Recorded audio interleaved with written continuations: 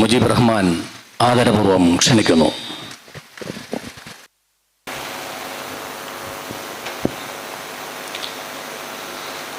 അസ്സലാമു അലൈക്കും. അൽഹംദുലില്ലാഹി റബ്ബിൽ ആലമീൻ വസ്സലാത്തു വസ്സലാമു അലാ റസൂലിഹിൽ അമീൻ വഅലാ ആലിഹി വസ്വഹ്ബിഹി അജ്മഈൻ അമ്മാ ബഅദ്. റബ്ബി ഇശ്റഹ് ലി സദ്രി വയസ്സിർ ലി അംരി വഹ്ലുൽ ഉഖ്ദതം മിൻ ലിസാനി യഫ്ഖഹു ഖൗലി. ഈ സമ്മേളനത്തിൻ്റെ ആദരണീയനായ അധ്യക്ഷൻ ബഹുമാന്യനായ ഷെയ്ഖ് സാഹിബ്, ഈ സമ്മേളനത്തിൽ നമ്മെ അഭിമുഖീകരിച്ച് സംസാരിക്കുന്ന നമുക്കെല്ലാം സുപരിചിതരായ വ്യക്തിത്വങ്ങളാണ്.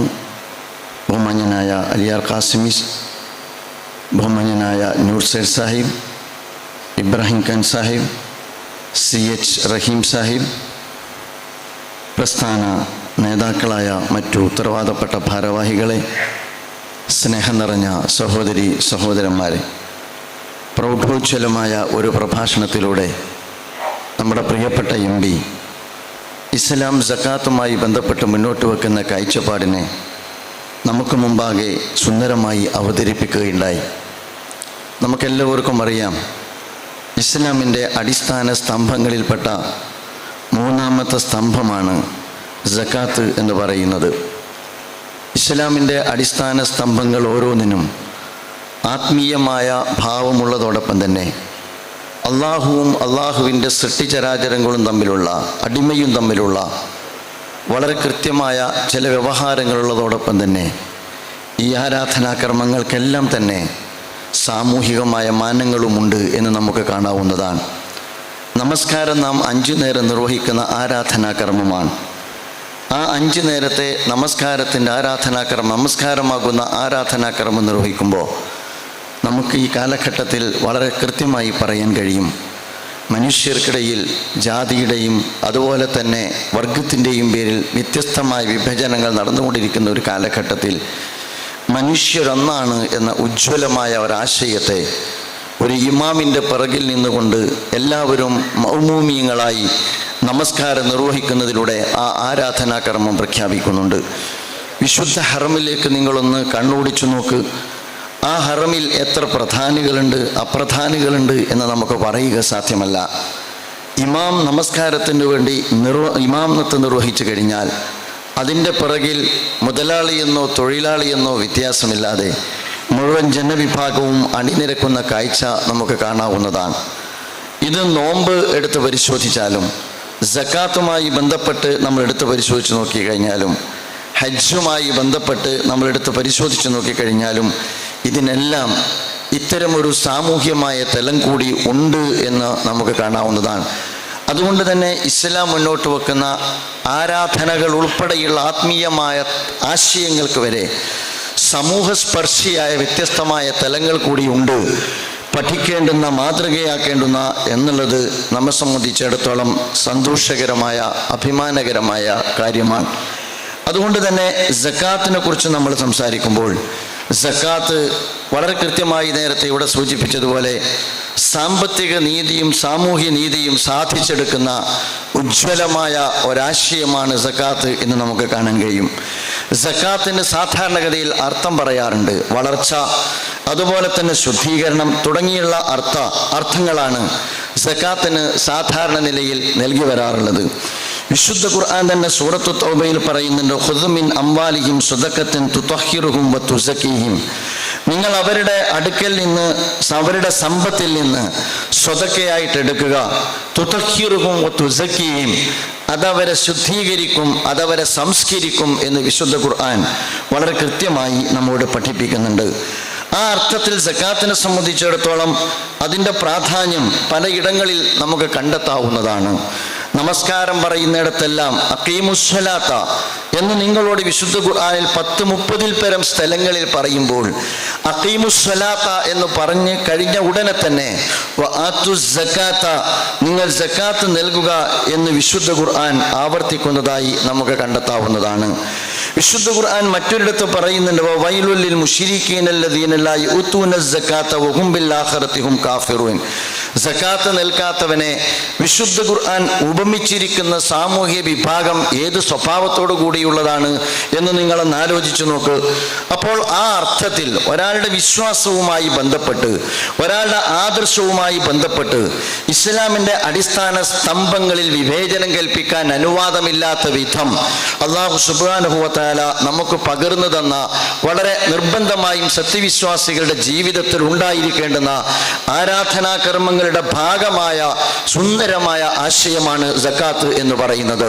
അതുകൊണ്ടാണ് മഹാനായ അബൂബക്കർ സിദ്ദീഖ് റളിയല്ലാഹു അൻഹു, മഹാനായ പ്രവാചകൻ റസൂലുള്ളാഹി സ്വല്ലല്ലാഹു അലൈഹി വസല്ലമയുടെ വഫാത്തിനെ തുടർന്ന് സകാത്ത് നിഷേധിക്കുന്ന ഒരു ജനത ഉയർന്നു വന്നപ്പോൾ അള്ളാഹുവിൻ്റെ പ്രവാചകന്റെ സന്തത സഹചാരികളിൽ ഏറ്റവും സഹൃദയത്വമുള്ള, അങ്ങേയറ്റം വിനയമുള്ള മഹാനായ അബൂബക്കർ സിദ്ദീഖ് റളിയല്ലാഹു അൻഹു പറയുന്നുണ്ട്, വല്ലാഹി ല ഉഖാതിലന്ന മൻ ഫറഖ ബൈന സ്വലാത്തി വസ്സകാത്ത്.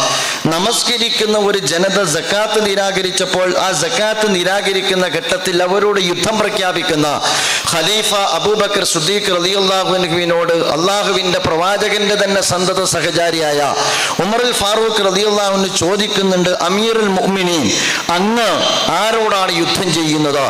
നമസ്കരിക്കുന്ന ഒരു ജനതയോട് യുദ്ധം ചെയ്യാനുള്ള അങ്ങയുടെ ധൈര്യത്തിന്റെ പിന്നിലുള്ള പ്രചോദനം എന്താണ് എന്നൊരു വേള ചോദിക്കുമ്പോൾ മഹാനായ അബൂബക്കർ സിദ്ദീഖ് റളിയല്ലാഹു അൻഹു പറയുന്ന മറുപടിയാണ്, മൻ ഫറഖ ബൈന സ്വലാത്തി വസ്സകാത്തി അല്ലാഹി ല ഉഖാതിലന. അങ്ങനെയുള്ള ഒരു ജനവിഭാഗത്തോട് ഞാൻ യുദ്ധം ചെയ്യുക തന്നെ ചെയ്യും. ഫഇന്നൽ സകാത്ത ഹഖുൽ മാൽ. സകാത്ത് എന്ന് പറയുന്നത് ഒരാളുടെ സ്വത്തുമായി ബന്ധപ്പെട്ട, നേരത്തെ ഇവിടെ സൂചിപ്പിച്ചതുപോലെ തന്നെ ഔദാര്യമല്ല, അത് അവകാശമാണ്. വല്ലാഹി ലൗ മനഊനി അഖാലൻ കാനൂ യുഅദ്ദൂനഹു ഇലാ റസൂലില്ലാഹി സ്വല്ലല്ലാഹു അലൈഹി വസല്ലം ലഖാതൽതുഹും അലാ മൻഹി. അല്ലാഹുവിൻ്റെ പ്രവാചകൻ റസൂലുള്ളാഹി സ്വല്ലല്ലാഹു അലൈഹി വസല്ലമയുടെ നേതൃത്വത്തിൽ ബൈത്തുൽ മാലിലേക്ക് നൽകാറുണ്ടായിരുന്ന ഒട്ടകത്തിന്റെ ഒരു ഉപകരണത്തെ കുറിച്ച് സൂചിപ്പിച്ചിട്ട് പറഞ്ഞു, അതാണ് സകാത്തിന്റെ വകയിൽ തടയുന്നത് എങ്കിൽ, നിസ്സാരമായി തോന്നുന്ന അതാണ് തടയുന്നത് എങ്കിൽ അത് തടയപ്പെട്ടതിന്റെ പേരിൽ ഞാൻ യുദ്ധം ചെയ്യുമെന്ന് റസൂലുള്ളാഹി സ്വല്ലല്ലാഹു അലൈഹി വസല്ലമയുടെ സന്തത സഹചാരി അബൂബക്കർ സിദ്ദീഖ് റളിയല്ലാഹു അൻഹു പഠിപ്പിക്കുകയാണ്. പ്രിയമുള്ള സുഹൃത്തുക്കളെ, എത്ര പ്രാധാന്യത്തോടു കൂടിയാണ് സകാത്തിനെ ഇസ്ലാം കാണുന്നത് എന്ന് നിങ്ങൾ ആലോചിച്ചു നോക്കുക. ആ വിവേചനം നമ്മുടെ ജീവിതത്തിലുണ്ടോ എന്ന് നിങ്ങളാണ് പരിശോധിക്കേണ്ടത്. സകാത്തിനോടും അതുപോലെ തന്നെ നമസ്കാരത്തോടും നമുക്കൊരേ സമീപനമാണോ ഉള്ളത്? നമസ്കാരം നിർവഹിക്കാത്ത ഒരാളെ കുറിച്ച് നമ്മുടെ നിലപാടെന്താണ്? അയാൾ നമസ്കരിക്കാത്തവനാണ് എന്നാണ് വിശ്വാസികളെ സംബന്ധിച്ചിടത്തോളം. അതോടുകൂടി അയാളോടുള്ള അകലം പാലിക്കുന്ന സമീപനം വരെ ഉണ്ടായിത്തീരാറുണ്ട്. പക്ഷേ നമ്മൾ ഒരിക്കലും പറയാറില്ല അയാൾ നമസ്കരിക്കാത്തവനാണ് എന്ന് പറയുന്നത് പോലെ തന്നെ അയാൾ സകാത്ത് കൊടുക്കാത്തവനാണ് എന്ന് നമുക്ക് പറയാൻ കഴിയാറുണ്ടോ? അതിനെക്കുറിച്ചാണ് അബൂബക്കർ സിദ്ദീഖ് റളിയല്ലാഹു അൻഹു പറഞ്ഞത്, മൻ ഫറഖ ബൈന സ്വലാത്തി വസ്സകാത്ത. നമ്മൾ അബൂബക്കർ സിദ്ദീഖ് റളിയല്ലാഹു അൻഹു യുദ്ധം പ്രഖ്യാപിച്ച ഒരു വിഭാഗത്തെ കുറിച്ച് പരാമർശിക്കുമ്പോൾ അവർ ചെയ്ത തെറ്റ് നമസ്കാരത്തിനും സകാത്തിനും ഇടയിൽ വിവേചനം കൽപ്പിച്ചു എന്നുള്ളതാണ്. ആ വിവേചനം നമ്മുടെ ജീവിതത്തിൽ ഉണ്ടായി പോകുന്നുണ്ടോ എന്ന് നമ്മൾ ആലോചിക്കേണ്ടതാണ്. ഉണ്ടായി പോകുന്നുണ്ട് എന്ന് വിശ്വസിക്കുന്ന വ്യക്തിയാണ് ഞാൻ. കാരണം എന്താണെന്ന് ചോദിച്ചാൽ, നമുക്ക് സകാത്ത് നിർവഹിക്കുന്നതിന് സിസ്റ്റമില്ല, നമുക്ക് സകാത്ത് നിർവഹിക്കുന്നതിന് വ്യവസ്ഥയില്ല, നമുക്ക് സകാത്ത് നിർവഹിക്കുന്നതിന് പ്ലാനിങ് ഇല്ല. നമ്മുടെ സകാത്ത് നിർവഹിക്കപ്പെടുന്നുണ്ട് എന്ന് മുസ്ലിം സമൂഹത്തിന്റെ സംഘടിതമായ ഒരു സംവിധാനത്തിനകത്തും ആലോചിക്കാറില്ല. നിങ്ങൾ ആലോചിച്ചു നോക്കുക, ഇസ്ലാമിന്റെ അടിസ്ഥാന സ്തംഭങ്ങളിൽപ്പെട്ട ബാക്കി എല്ലാ കാര്യങ്ങൾക്കും വളരെ കൃത്യമായ മാനദണ്ഡങ്ങളുണ്ട്, സിസ്റ്റമുണ്ട്. നമസ്കാരത്തെ കുറിച്ച് അഖീമുസ്സലാത്ത എന്ന് പറയുമ്പോൾ നമുക്ക് നമസ്കാരം നിർവഹിക്കുന്നതുമായി ബന്ധപ്പെട്ട വളരെ കൃത്യമായ ചിട്ടയും വ്യവസ്ഥയും നമുക്കുണ്ട്. എല്ലാ വിഭാഗത്തിനുമുണ്ട്. സുന്നി സമസ്ത വിഭാഗത്തിനുണ്ട്, ദക്ഷിണ കേരളക്കുണ്ട്, മുജാഹിദ് പ്രസ്ഥാനത്തിനുണ്ട്, ജമാഅത്തെ ഇസ്ലാമിക്കുണ്ട്. എല്ലാവർക്കും അവരവരുടേതായ സ്വഭാവത്തോടുകൂടി പള്ളിയുണ്ട്. ആ പള്ളിക്ക് കമ്മിറ്റിയുണ്ട്, ആ പള്ളിക്ക് ഇമാമുണ്ട്, ആ പള്ളിക്ക് ബാങ്ക് കൊടുക്കാനുള്ള സംവിധാനമുണ്ട്. ഒരു ദിവസം സുബ്ഹിക്ക് ബാങ്ക് കൊടുത്തിട്ടില്ല എങ്കിൽ സുബ്ഹി നമസ്കാരത്തിന് വരാത്തയാളാണെങ്കിലും വന്നിട്ട് ചോദിക്കും, എന്താ സുബ്ഹിക്ക് ബാങ്ക് കൊടുക്കാത്തത് എന്ന്. അതിനർത്ഥം എന്താണ്? നമസ്കാരത്തിന് കമ്മിറ്റിയുണ്ട്, നമസ്കാരത്തിന് സിസ്റ്റം ഉണ്ട്, ആ സിസ്റ്റം പാലിച്ചു പോരുന്നുണ്ട്. ഇനി നിങ്ങൾ അങ്ങോട്ട് നോമ്പിന്റെ കാര്യം എടുത്ത് പരിശോധിച്ചു നോക്കുക. നോമ്പ് ഉറപ്പിക്കുമ്പോൾ നമ്മുടെ പ്രാർത്ഥനയാണ്, പടച്ച റബ്ബേ, ഈ റമദാനിനെങ്കിലും മുസ്ലിം സമുദായത്തിന്റെ നേതൃത്വത്തിൽ നിന്ന് ഒറ്റ ദിവസമാകണേ നോമ്പ് നോമ്പ് എന്ന് പ്രാർത്ഥിക്കാറുണ്ട്. കാരണം എന്താ? നോമ്പുറപ്പിക്കാൻ നമുക്ക് കമ്മിറ്റി ഉണ്ട്, സിസ്റ്റം ഉണ്ട്, സംവിധാനമുണ്ട്. അത് കഴിഞ്ഞാൽ നിങ്ങൾ ഹജ്ജിന്റെ കാര്യം എടുത്ത് പരിശോധിച്ചു നോക്ക്. ഹജ്ജല്ല ഇപ്പോൾ, ഹജ്ജ് ടൂർ പാക്കേജാണ്. ഹജ്ജ് ടൂർ പാക്കേജാണ്. ആർക്കൊക്കെല്ലാം ഉണ്ട്? എല്ലാവർക്കും ഉണ്ട്. എല്ലാ മതസംഘടനകൾക്കും, ഞാൻ ഉൾപ്പെടുന്ന എല്ലാ മതസംഘടനകൾക്കുമുണ്ട്. അപ്പോൾ ഇസ്ലാമിക സമൂഹത്തെ സംബന്ധിച്ചിടത്തോളം അവർക്ക് നിർദ്ദേശിക്കപ്പെട്ടിരിക്കുന്ന അടിസ്ഥാന സ്തംഭങ്ങളിൽ നമസ്കാരത്തിന് കമ്മിറ്റിയുണ്ട്, നോമ്പിന് കമ്മിറ്റിയുണ്ട്, ഹജ്ജിന് കമ്മിറ്റിയുണ്ട്, സക്കാത്തിന് കമ്മിറ്റി. പറയുമ്പോൾ എന്തേ സക്കാത്തിനോട് ഇത്ര വിവേചനം നമുക്കുണ്ടാകുന്നത്? അപ്പോൾ സക്കാത്തിന് കമ്മിറ്റിയില്ല. അത് സമ്പത്തിൽ കൈവെക്കുന്ന കാര്യമാണ്. അത് സിസ്റ്റം മാത്തമാറ്റിക്കായിട്ട് നമ്മുടെ നാട്ടിൽ നടപ്പാക്കുകയാണ് എങ്കിൽ ഒരു സമൂഹത്തെ സംബന്ധിച്ചിടത്തോളം ആ സമൂഹത്തിന്റെ വളർച്ചയ്ക്കും വികാസത്തിനും അസ്ഥിവാരമായി മാറുന്ന ഒന്നാണ്.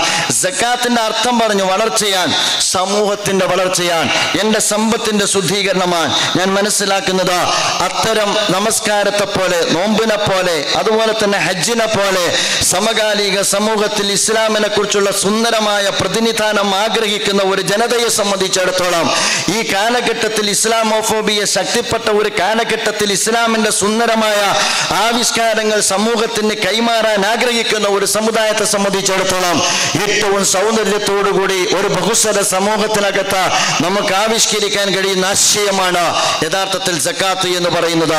ആ ഒരു സ്വഭാവത്തോടുകൂടി നാം സക്കാത്തിനെ സമീപിക്കുക എന്ന ഉദ്ദേശത്തോടു കൂടിയാണ് ബൈത്തുൽ സക്കാത്ത് കേരള ഈ രാജ്യത്ത് അല്ലെങ്കിൽ ഈ കേരളത്തിൽ മലയാളികൾക്കിടയിൽ രൂപപ്പെട്ടു വന്നത് എന്ന് ഓർമ്മപ്പെടുത്താൻ ഞാൻ ആഗ്രഹിക്കുകയാണ്. അതിൻ്റെ കീഴിലുള്ള ഏതാണ്ട് 320ഓളം വീടുകൾ ഈ വർഷം പൂർത്തീകരിച്ചിരിക്കുന്നു. എന്തിനാണ് ഇത് പറയുന്നത്? ഒരു പ്രചോദനമാകണം. ഒന്ന്. രണ്ട്, ഒരുപാട് ഉദാരരായ മനുഷ്യർ ഈ കേരളത്തിലെ മലയാളികളായ സുഹൃത്തുക്കളാണ് ഈ സക്കാത്ത് തരുന്നത്. അവർക്ക് അതുമായി ബന്ധപ്പെട്ട ബൈത്തുൽ സക്കാത്തിന് അക്കൗണ്ടബിലിറ്റി ഉണ്ട്. അതുകൊണ്ട് അത് സമൂഹത്തിന്റെ മുമ്പാകെ അതിൻ്റെ ഇത്തരത്തിലുള്ള കൃത്യമായ അക്കൗണ്ട് അതല്ലെങ്കിൽ അതിൻ്റെ വർക്ക് സമൂഹത്തിന്റെ മുമ്പാകെ പകർന്നു കൊടുക്കേണ്ടതുണ്ട്. അതുകൊണ്ടാണ് പറയുന്നത് 320 വീടുകൾ ഏതാണ്ട് കഴിഞ്ഞ കാലങ്ങൾക്കിടയിൽ 5168 വീടുകൾ പൂർത്തീകരിച്ചിരിക്കുന്നു.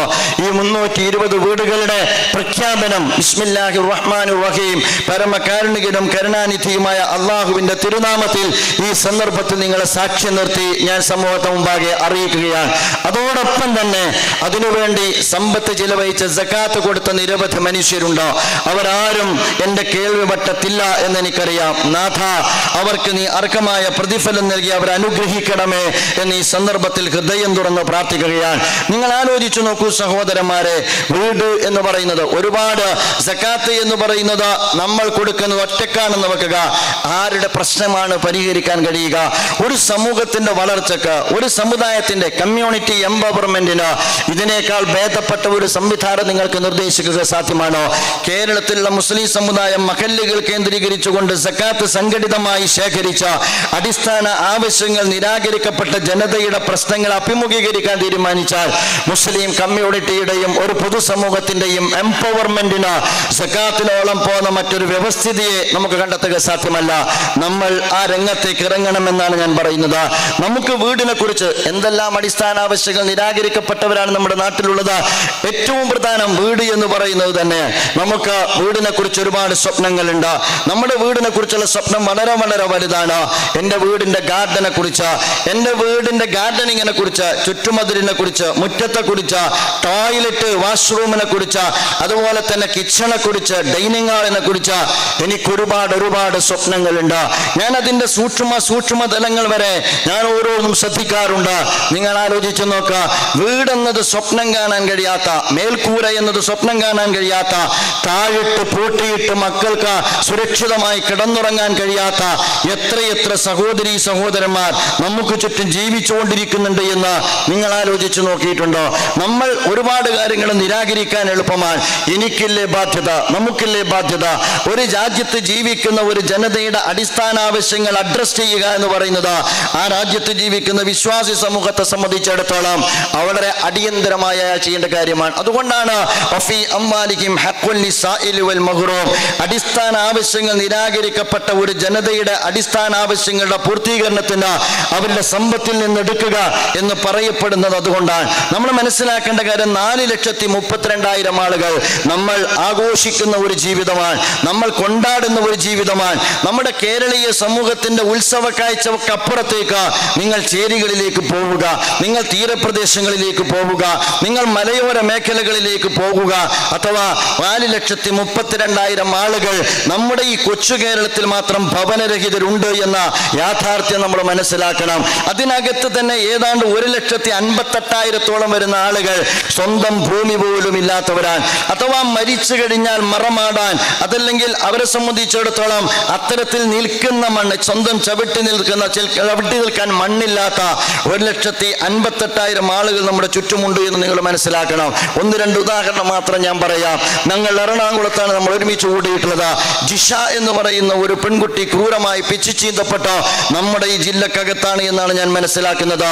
അതിൻ്റെ ഒരു കാരണം നിങ്ങൾ പരതുമ്പോൾ തൻ്റെ നേരെ ഏതോ അർത്ഥത്തിൽ ഭ്രാന്തമായ കാമഭ്രാന്ത് മൂത്ത ഏതാനും ആളുകൾ കടന്നു വരുമ്പോൾ വാതിലൊന്ന് കുറ്റിയിട്ടിട്ട് താഴിട്ടിട്ട് അകത്ത് സുരക്ഷിതമായിട്ട് നിലവിളിക്കാൻ ആ കുട്ടിക്ക് ഒരു വീടുണ്ടായിരുന്നില്ല. ഇത് ഒരു ജിഷയുടെ കഥയല്ല. നിങ്ങൾക്കറിയില്ലേ, വാളയാറിൽ 2 പെൺകുട്ടികളാണ് ക്രൂരമായി കൊല ചെയ്യപ്പെട്ടത്. ഒന്ന് 8 വയസ്സുള്ള പെൺകുട്ടി, മറ്റൊന്ന് 11 വയസ്സുള്ള പെൺകുട്ടി. ഈ 8 വയസ്സുള്ള പെൺകുട്ടിയും 11 വയസ്സുള്ള പെൺകുട്ടിയും താമസിച്ച വീട് നിങ്ങൾ കണ്ടിട്ടുണ്ടോ? പ്ലാസ്റ്റിക് ഷീറ്റ് ഇട്ട ഒരു വീട്. അക്രമികൾ ആ കുട്ടികളുടെ അച്ഛനും അമ്മയും ജോലിക്ക് പോകുന്ന സന്ദർഭത്തിൽ ആ കൊച്ചുകുട്ടികളെ പിച്ചു ചീന്തിയത് ഈ വീടിനകത്ത് വെച്ചാണ് എന്ന് നിങ്ങൾ അറിയണം. എവിടെയാണ് നമ്മൾ വളർച്ചയെ കുറിച്ച് പറയുമ്പോൾ നമ്മൾ എത്തി നിൽക്കുന്നത്? ഒരൊറ്റ ഉദാഹരണം കൂടി ഞാൻ പറയാം. നിങ്ങൾക്ക് എല്ലാവർക്കും ഓർമ്മയുണ്ടാകാം, താനൂരിൽ ഒരു ബോട്ടപകടം നടന്നു. ആ ബോട്ടപകടത്തിൽ നമ്മുടെയൊക്കെ കണ്ണുകളെ ഈറനണിയിച്ച ഒരു സംഭവമാണ്. ആ താനൂർ കടപ്പുറത്ത് ഒരു കൊച്ചു വീടിന്റെ തറയിൽ, അഥവാ പൂർത്തീകരിക്കാത്ത ചുമരു വെക്കാത്ത പഴകിയ ഒരു തറക്ക് മുകളിൽ 9 മൃതദേഹം വെച്ചിട്ടുണ്ടായിരുന്നു. 9 ജനാസ.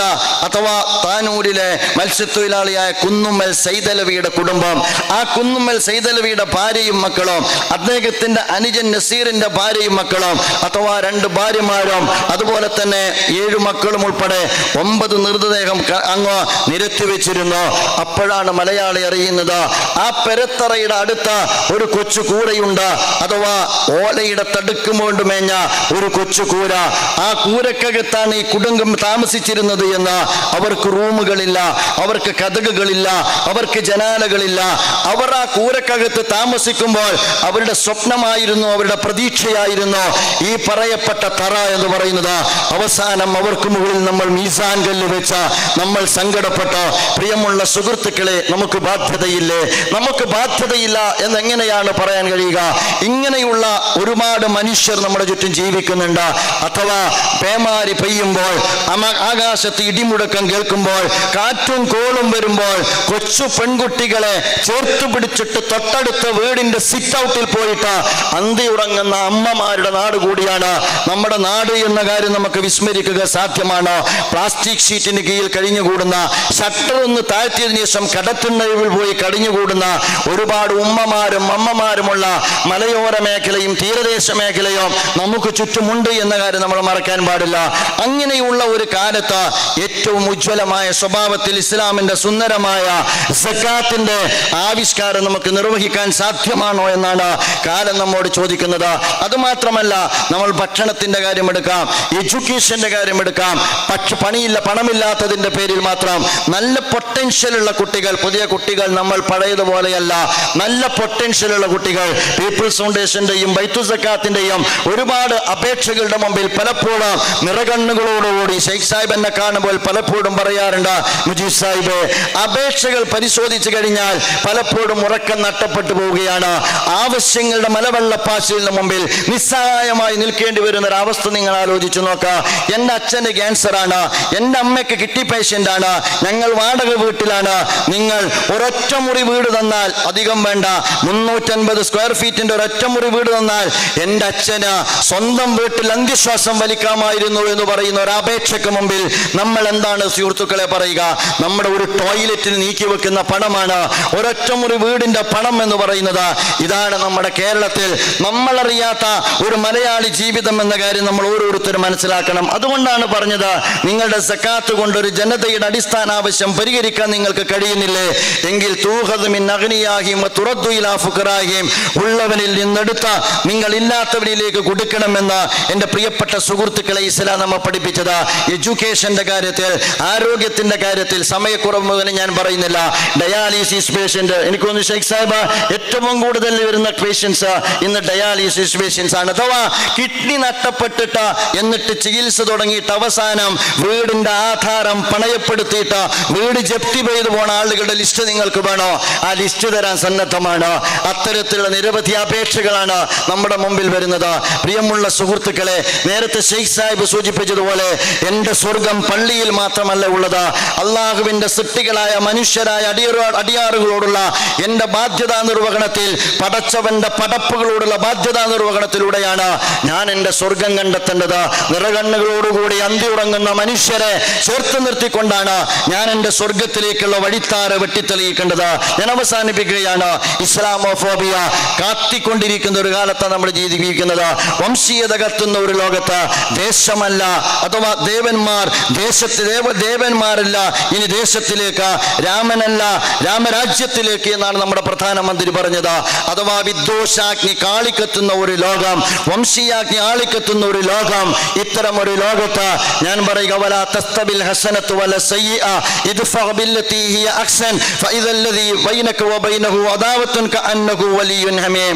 ഞാൻ വളരെ ഹൃദയം തുറന്ന് എൻ്റെ സുഹൃത്തുക്കളോട് പറയുന്നു, ആ വെറുപ്പിന്റെ കാട്ടുതീയെ നമുക്ക് സ്നേഹത്തിന്റെയും ആദർശത്തിന്റെയും, ആ ആദർശത്തിന്റെ സുന്ദരമായ ആവിഷ്കാരങ്ങളിലൂടെയും ജനഹൃദയങ്ങളിലേക്ക് ഇസ്ലാമിന്റെ സുന്ദരമായ പ്രതിനിധാനങ്ങളിലൂടെയും നമുക്കതിനെ അണക്കാൻ കഴിയുമെന്ന ആത്മവിശ്വാസത്തോടു കൂടി നമുക്ക് മുന്നോട്ട് പോകാൻ കഴിയേണ്ടതുണ്ട്.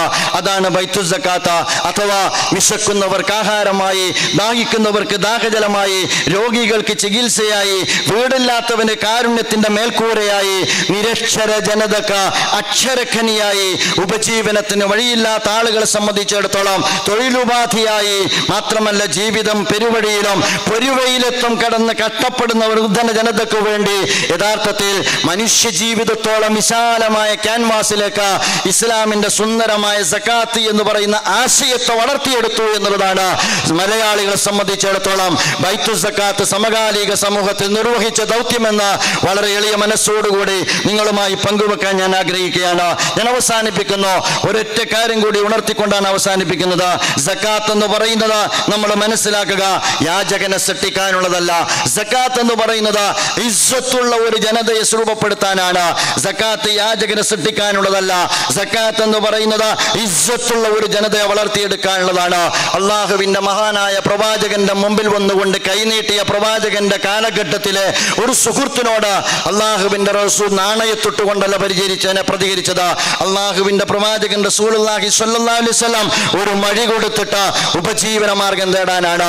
സമകാലിക സാമൂഹ്യ സാഹചര്യത്തിൽ അടിസ്ഥാന ആവശ്യങ്ങൾ നിരാകരിക്കപ്പെട്ട ജനവിഭാഗത്തിന് 14 നൂറ്റാണ്ട് മുമ്പ് പ്രവാചകൻ റസൂലുള്ളാഹി സ്വല്ലല്ലാഹു അലൈഹി വസല്ലം തന്റെ മുമ്പിലേക്ക് കൈനീട്ടിയ തന്റെ സന്തത സഹചാരിക്ക് മഴ വെച്ചു കൊടുത്തതുപോലെ ഈ കാലഘട്ടത്തിൽ അവന്റെ ഉപജീവന മാർഗം കൈമാറുന്നതിന്റെ പേരാണ് സക്കാത്ത് എന്ന് പറയാൻ ഈ സന്ദർഭം ഞാൻ ഉപയോഗപ്പെടുത്തുകയാണ്. പ്രിയമുള്ള സുഹൃത്തുക്കളെ, ആ അർത്ഥത്തിൽ ഈ കാലഘട്ടത്തിലെ ഇസ്ലാമിന്റെ സുന്ദരമായ ആവിഷ്കാരം എന്ന് പറയുന്നത് ആരാധനക്കപ്പുറം നമ്മുടെ ജീവിതത്തിന്റെ നിഖല മേഖലകളിൽ വളരെ സൗന്ദര്യത്തോടു കൂടി നമുക്ക് പ്രതിനിധീകരിക്കാൻ നമ്മുടെ മുമ്പിലുണ്ട്.